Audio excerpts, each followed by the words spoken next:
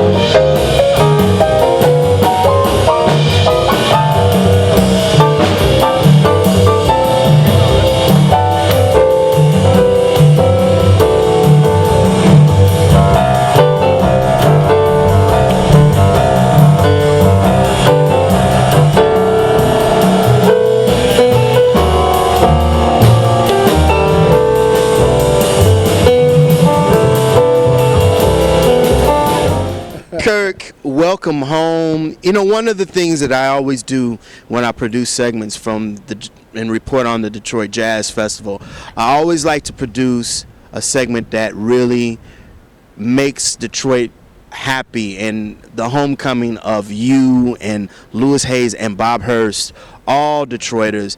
What's it like coming home playing to home? It's that old feeling. It's like what I grew up in. It's warm and friendly, and all my old buddies come out and hear me. It's great. I saw backstage, man, there was a gob of people trying to get hugs and handshakes and autographs from you today. And photos. Oh boy, the selfies and all that. Yeah. Oh, it's a great feeling to be here and feel the friendship that I miss. When you don't feel that in some places that I go around the world.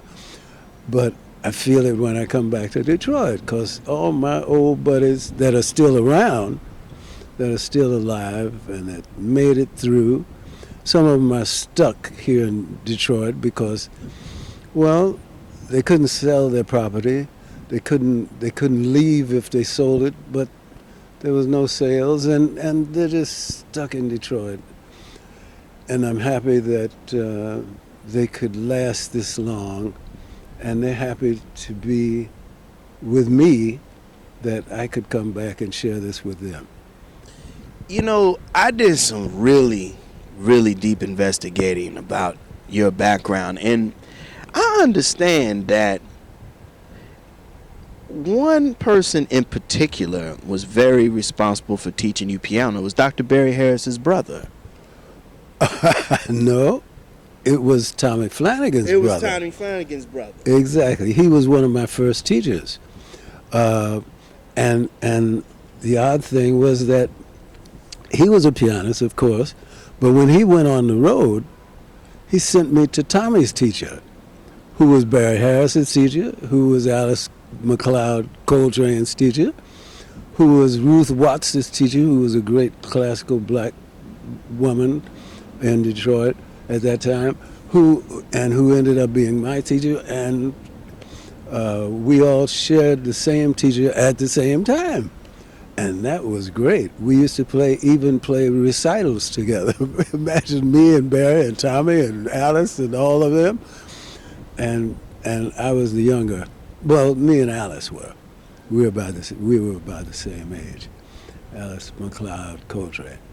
And then, well, that was with Gladys Wade Dillard. That's who Tommy's brother Johnson Flanagan sent me to.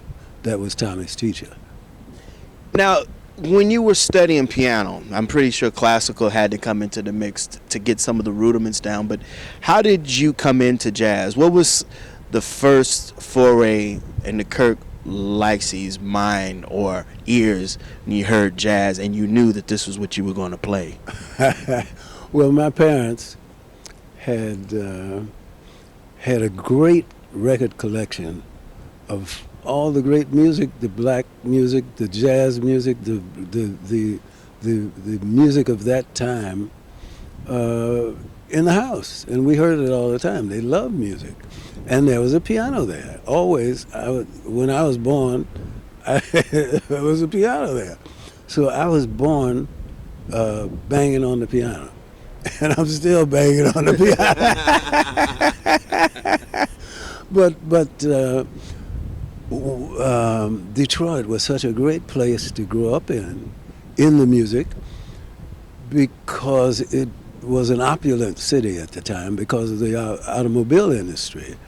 And there were really mindful people of culture, well, who were schooled and who knew more than most, because they were working here in the first city of the world at that time, because of the autos. And the music was spread everywhere. Everybody was working. I mean, you had a gig for 2 weeks, a month. Those were the days. I mean, now if you get a one night a week or someplace, it's a lot for some people. There are not many places in the world now that you can go in and have a whole week. Wow, he has to tune up.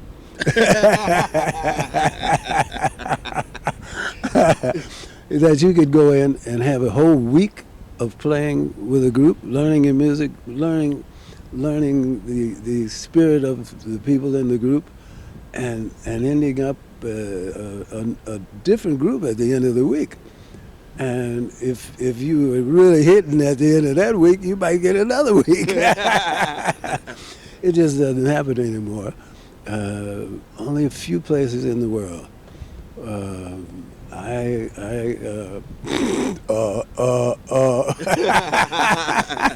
Kirk, you had in the 40s and 50s, this was a period when the trio, and also I guess we were transitioning from big band to the trios to the quartets, and I wanted to ask you, who are some of your musical influences? And it doesn't have to necessarily be on piano, but just some of the people that you kind of looked at and saw a technique and a pattern that you thought was very different and innovative.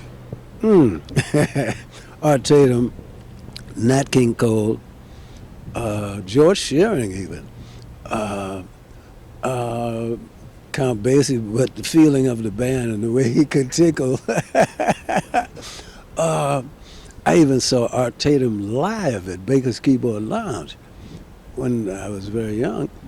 My mother would take me to the Paradise Theater here in Detroit every Friday night when the show would change, and we would see the new show every Friday night. And that was when the circuit was theaters around the United States, in all the big cities at least. And the Paradise was one. I saw Count Basie and Duke Ellington and I saw Pigmeat Markham and Here comes the judge. Oh, you see? Oh boy, I saw everybody there. My mother took me there. That was religious. My religion was going to the Paradise Theater to hear what was happening. And Duke Ellington was the greatest. I had never heard anyone speak as eloquently as he on stage and dress as sharply as he and write music and have a band as great as he. And to present it to these people in the neighborhood who were ready to accept his music or hungry for it even. Right. And it was just the brilliance of his appearance. Also, in Detroit, the classical side of things, and I was studying classical beginning, I don't know, at those early years. In school, we were ushered to the Masonic Temple, where Leonard Bernstein at that time was giving great musical education concerts to young children. And we would all go there and fill up the auditorium, and he would talk us through brilliant musical concertos and orchestral musical works. And that was, as they say now, awesome. Yeah, yeah. I learned so much from that. And then I went to Cass Tech I was there with Hugh Lawson, with Ron Carter was playing the cello in the orchestra at the time. Paul Chambers was playing second stand bass in the orchestra at the time. Oh boy, Bernard McKinney was in the orchestra and the band. I was in the orchestra. Well, I was in the band. I was a clarinetist, and my scholarship in Duane University was on the clarinet. But all of these people were, I mean, great people who had started studying their instruments at the same time like I started studying the piano, like at 6 years old. They had started studying the oboe and the clarinet and the flute and the French horn and all those things. And those were the people that we were in school with. Me and Ron Carter, and me and Paul Chambers and Hugh Lawson were locker partners. Did you think Paul Chambers had it then? Because I mean, when he came to New York, I mean, he imploded on the whole jazz scene. I mean, he and Ron Carter, both of them came here and was like, they didn't look back. They knocked some doors down. I'm reading a book on Paul now. Me and Paul were good friends in high school, but I didn't know him as a jazz player when he was in high school, but I wondered where he went. He said one day, and we used to meet at the locker midday and talk about the girls that we were talking to, the same chicks. and one day he said, "Man, I'm gonna have to leave." I said, "What do you mean?" And it seemed that he was. It seemed to me that he was having a problem at home, but reading this book, it seems that he, at 18, I mean, he got out of there. He went to New York. He got discovered by whoever, I can't remember who it was now, and took him to New York. And that's why we didn't see him anymore. And Doug Watkins was still around, and Hugh, and oh boy, it was still going on. Sonny Red, and wow. All those people. But Paul just disappeared. And now that I'm reading the book, I find out why. Because he went to New York and he was 19, 20 years old and playing with Miles and all the people. Ooh.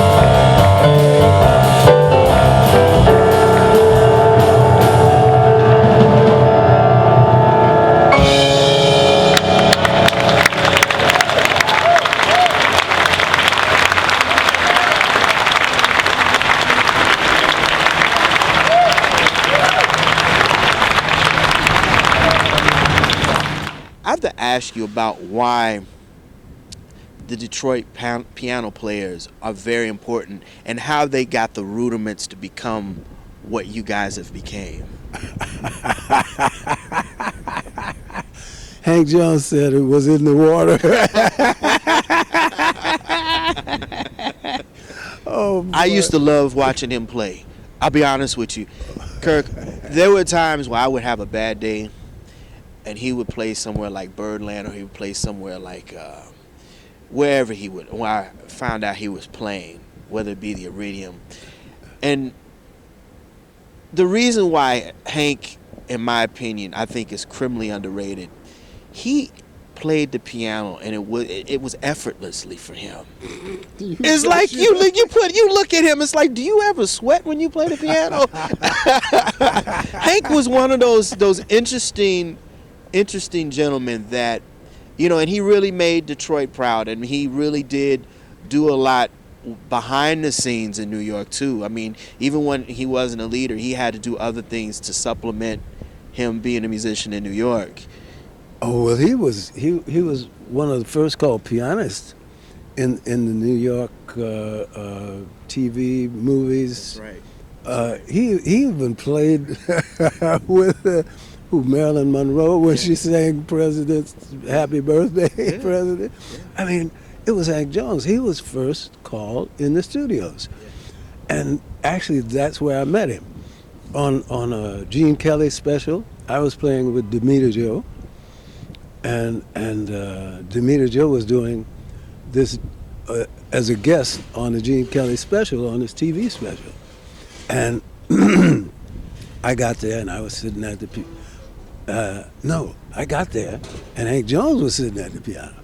And he had this big stacks of music on the piano, because he was accompanying Gene Kelly and all the rest of the acts, except the act that I was with, who was Demeter Joe. And so when I walked in and I saw him at the piano, and I had never met him in Detroit, even though we both were from here. I had played with his brother, with Elvin. I had known Thad, and especially when Thad went with Count Basie's band. But I never knew Hank until that day when I walked into the big CBS studio on 31st and 2nd Avenue or wherever it was. And he said, "Well, hello there." He was truly a gentleman. He said, "What are you doing here?" Right. And I told him, well, Mr. Jones, I play with Demeter Joe. He said, "Oh, how interesting. Where's your music?" And I didn't have any music. It was all in my head. Because I had been playing and conducting for Demeter for a year or more. And I had taken Albert Daly's place with Demeter Joe. And Hank Jones said, "Okay, you don't have any music, eh?" And he said there were stacks of music that he had to read through with all of these people. And plus, I was conducting the orchestra when she went on from the piano, and I would get up and that's a lot. That's a you lot. betcha. But I'd been doing it for a while then. And when the Beatles act was over, Hank Jones was bowing to me. Oh man, you know how thrilling that was. Right. And we were friends forever since then. Your transition from Detroit to New York, you really got introduced by the great Chet Baker, because you recorded and toured with him for a couple of years. And I have to ask your role as an accompanist, because you, for a long time, were in that role. Demeter Joe, I can go on and on. you have to have a certain ear to deal with the nuances with a particular artist. Is that easy or hard? It's not easy because all singers, I mean, they what do they call them? What's the name for the singers? Divas. Divas. That's indeed it. And they have this personality, this acumen that they have the whole stage. It's theirs, and they should be able to take it. It's an attitude. And to be able to lead this diva, but not be in her way. Let her feel that she's leading you, and sometimes she is, or he, but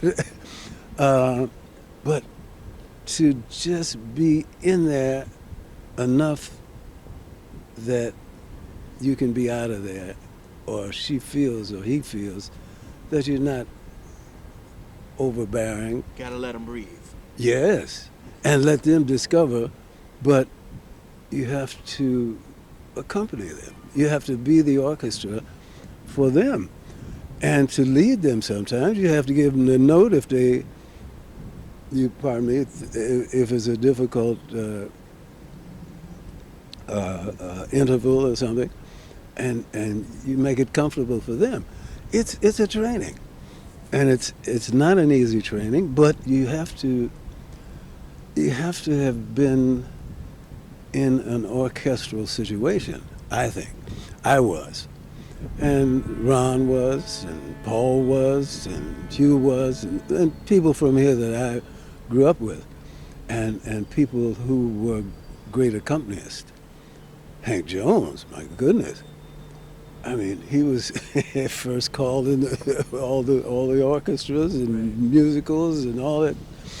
And when you've been there, then you have this second sense of where to pause and let it happen from wherever it's coming from, and not lead the leader.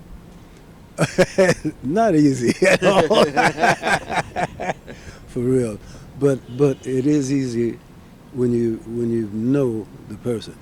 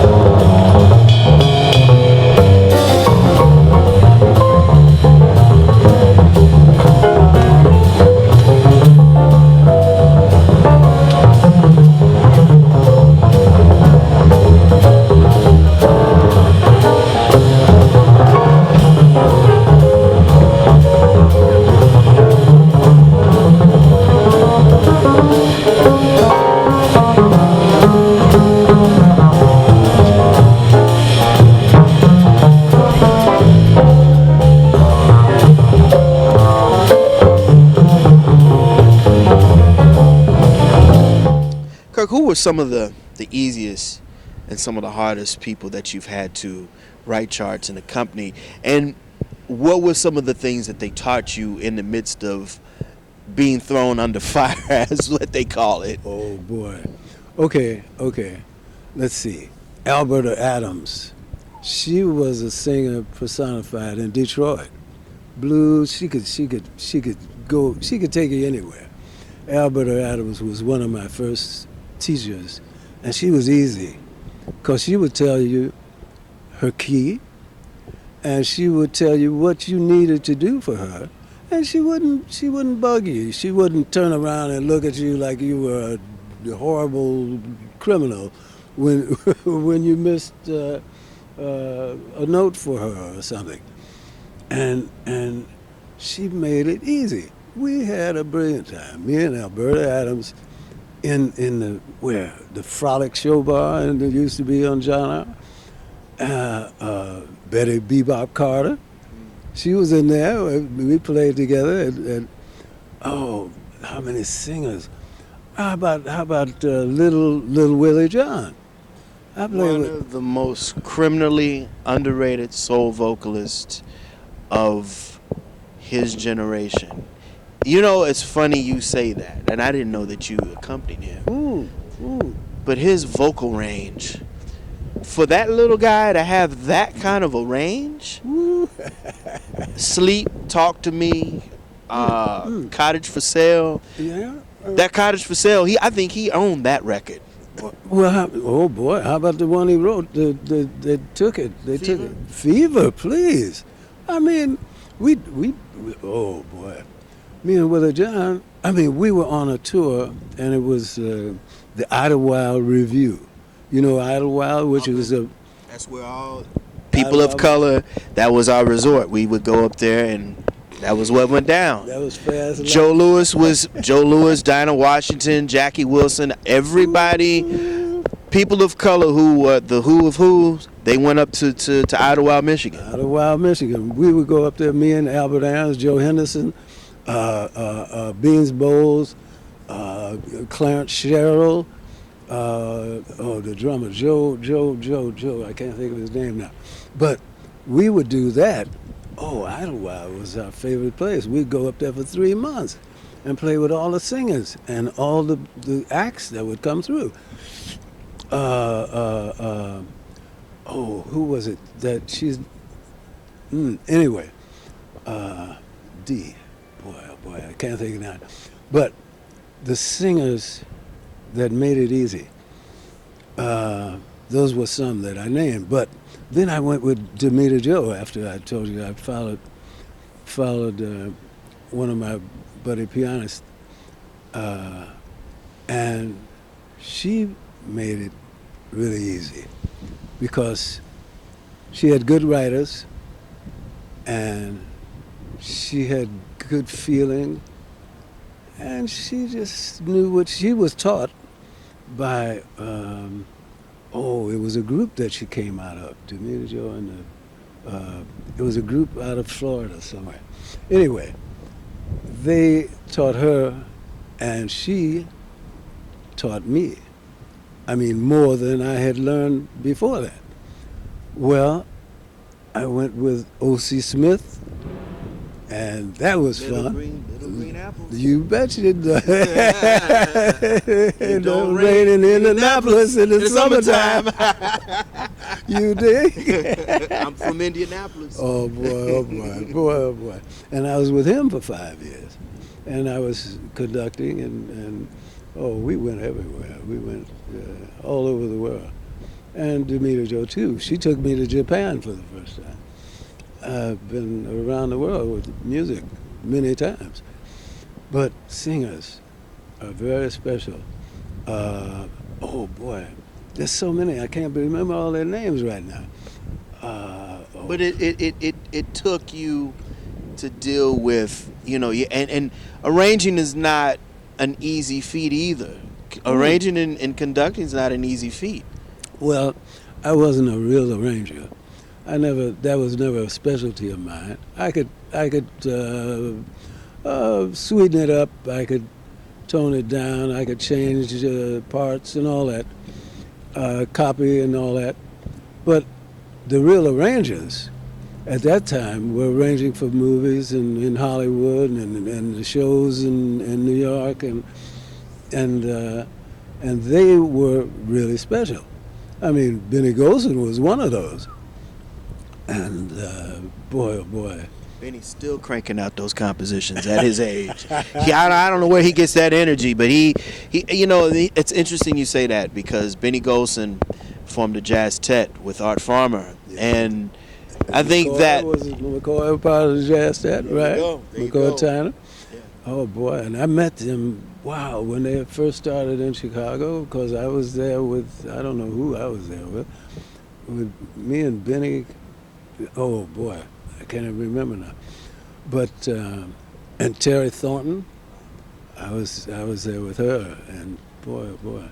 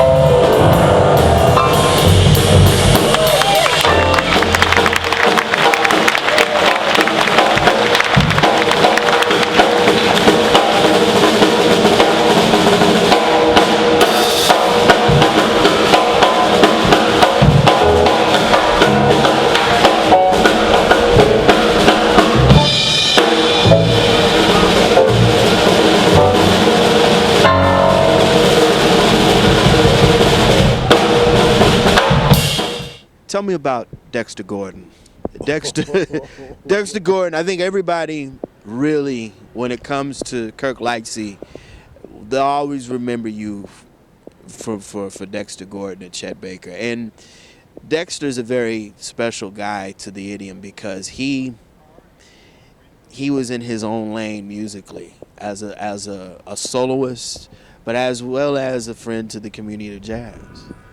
Dexter Gordon was like playing with Dexter Gordon was like playing with a singer, and he had tension and release all the way down to the point that he could figure out how late to come into a club so that the audience would be ready. They would be over the moon. Where's Long Tall? Just before they would go to the box office and get their money back, he would show up and they give him a standing ovation. I mean, tension and release. He had it figured out that he would start. The trio would have to be on the mark all the time, right on the meter, and he would be almost falling over backwards with the time, and he would gently creep up and up to the beat, and by the time he jumped right on the beat, he would get a standing ovation. I mean, he had that stuff figured out. And it took us a long time to figure that out. But when we figured it, we got it. It's funny, Kirk, because you've done your fair share of living the life as a musician, and I want to end this interview with you. I want to ask you, what is it that you want this next generation of jazz pianists and musicians to take further the next generation? Because with your experience and your background, you're at a point now where you're pretty much kind of like a father figure to a lot of people. Well, Sullivan Fortner, who plays with Roy Hargrove and many other people now, he's one of my favorite young pianists of all right now.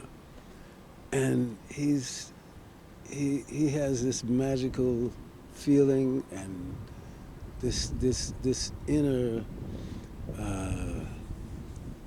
voicing quality on the piano that I really admire, and I think it's so pure that I don't know if he even knows he does this. That's that New Orleans thing. See what I'm saying? He just shows up and just bees it, if you can say that. But growing up playing in orchestras and bands, and being on the inside of the harmony and in an orchestra or a band situation, and playing the piano, I try to get the orchestra out of the piano. That's the when I'm on it, I can do it. I can actually get an orchestra out of the piano. I mean, if you can hear that coming from a piano. Oscar Peterson was notorious for that. Woo, please. How about Art Tatum? Yeah. How about Nat Cole? How about, so many pianists, so many. George Shearing was pretty good. There have been so many. There's so many great young pianists that have so much facility. They have so much technical ability. The soul of the music is sometimes what we miss now from younger players. Just the epitome of the sound and the story of the music. The reason that we tell these stories, or that we can tell a story, the colors that you hear in the music. I would suggest they all go and hear Sullivan Fortner. There are a few others. Helen Sung is another. She's a favorite of mine. She's truly a favorite. And she has a beautiful spirit. Yes, indeed. Yeah. She's a buddy of mine. Yeah. She's truly a magical spirit. and there are a few others, but the feeling on top of the facility and the magical qualities that are drawn from the stories, the meaning, the lyrics of the song. And to play a ballad, you must know the lyrics. And that's a part of what? Being a singer, or being a singer on whatever instrument you play. Kirk, this is the last question, and I boy. ask this to everybody. Kirk Lightsey, what does jazz music mean to you? It's a dance. It's a brilliant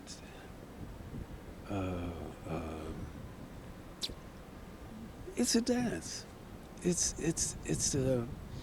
a spiritual awakening. It's a force of making love or something. Woo! You had any lately?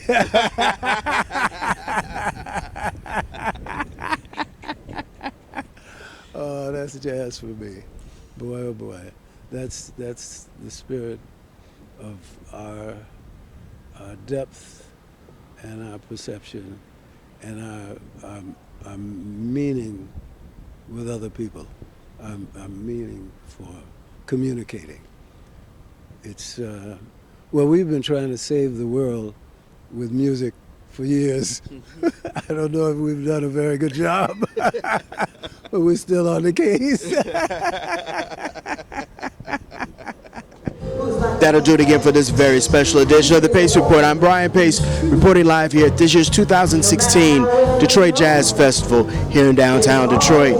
I'd like to personally thank the legendary Kirk Lightsey for his time, also Mr. Bob Hurst, as well as Louis Hayes. Also, I'd like to give a special thanks and shout out to the staff and management of the Detroit Jazz Festival. Mr. Chris Collins, the artistic director, you and your staff did a fantastic job putting on a wonderful free jazz festival for both America as well as fans abroad. Also, I'd like to personally thank the staff and management at DL Media, Don Lukoff, Maureen McFadden, and Matt Jarasek. Thank you for arranging my every accommodation for this year's festival as well. As always, please visit my website, www.thepacereport.com, for my weekly column as well as my past segments. Until next time, remember, if it's in the groove, it'll make you move. Until next time, peace.